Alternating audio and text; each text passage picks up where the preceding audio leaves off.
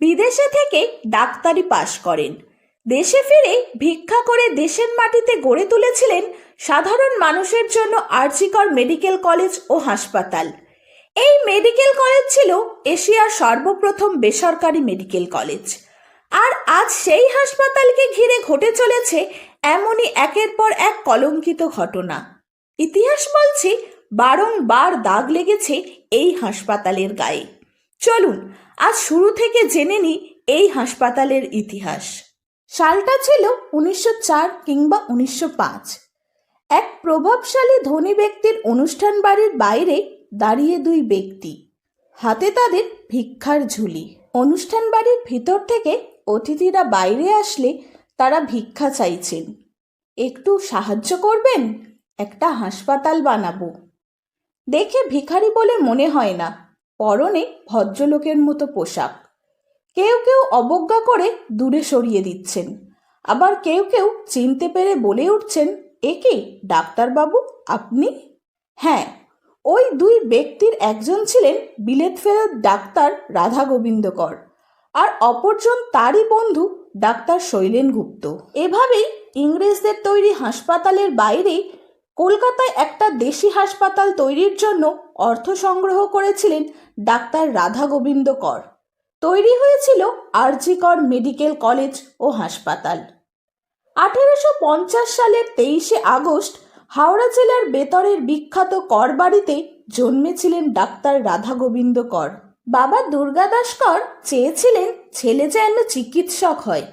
প্রায় এক প্রকার জোর করেই কলকাতা মেডিকেল কলেজের প্রবেশিকা পরীক্ষায় বসান রাধা গোবিন্দকে। পাশ করে ডাক্তারি পড়া শুরু করেছিলেন তিনি। বিলেত থেকে ফিরে তিনি বুঝেছিলেন দেশের মানুষের প্রয়োজন দেশীয় মেডিকেল স্কুল ও কলেজ। তখন থেকেই বীজ বোনা শুরু হয়েছিল আরজিকর মেডিকেল কলেজ ও হাসপাতালের। সেই সময়ের কলকাতার সেরা বাঙালি চিকিৎসকদের নিয়ে তিনি এক সমিতি স্থাপন করেছিলেন 161 নম্বর পুরনো বৈঠকখানা বাজারের বাড়িতে। সেখানে উপস্থিত ছিলেন মহেন্দ্রনাথ বন্দ্যোপাধ্যায়, অক্ষয় কুমার দত্ত, বিপিন মিত্র, কুমুদ ভট্টাচার্য।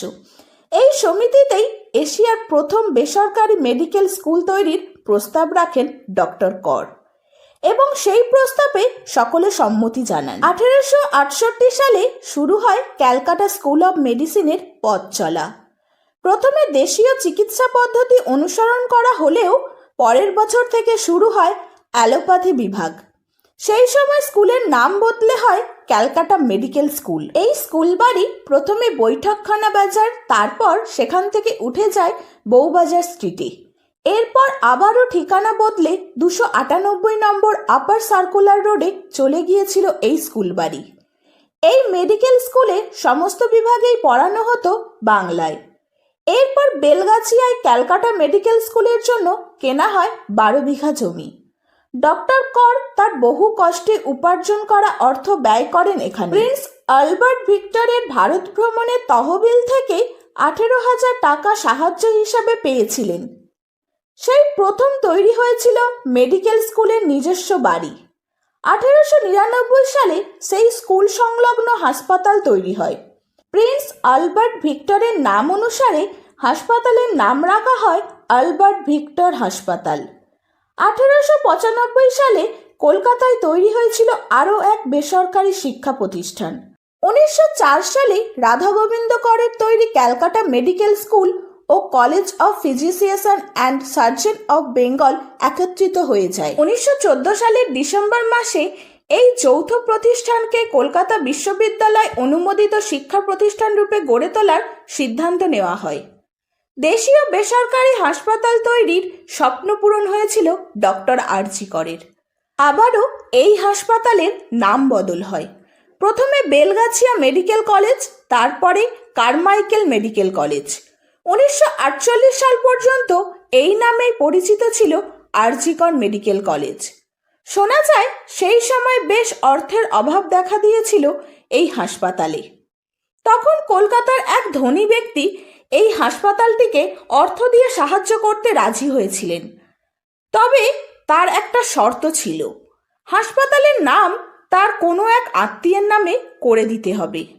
তখন বাংলার আরেক কিংবদন্তি চিকিৎসক ডক্টর বিধানচন্দ্র রায় সাফ জানিয়ে দিয়েছিলেন ডক্টর আরজি করই এই হাসপাতালের স্বপ্ন দেখেছিলেন, আর তাই তার নামেই হবে হাসপাতালের নামকরণ। একাধিকবার এই হাসপাতালের নাম বদলের পর অবশেষে ডক্টর কর অর্থাৎ ডক্টর রাধা গোবিন্দ করের নাম অনুসারে পাকাপাকিভাবে এই হাসপাতালের নাম হয় আরজি কর মেডিকেল কলেজ ও হাসপাতাল। 1958 সালের মে মাসে কলেজের নিয়ন্ত্রণ নিয়েছিল পশ্চিমবঙ্গ সরকার। নিজের নামে হাসপাতালের নামকরণ দেখে যেতে পারেননি ডক্টর রাধা গোবিন্দ কর। 1918 সালের 19 ডিসেম্বর ইনফ্লুয়েঞ্জায় আক্রান্ত হয়ে শেষ নিঃশ্বাস ত্যাগ করেছিলেন ডক্টর রাধা গোবিন্দ কর। আজকের ভিডিওটি এখানেই শেষ করলাম।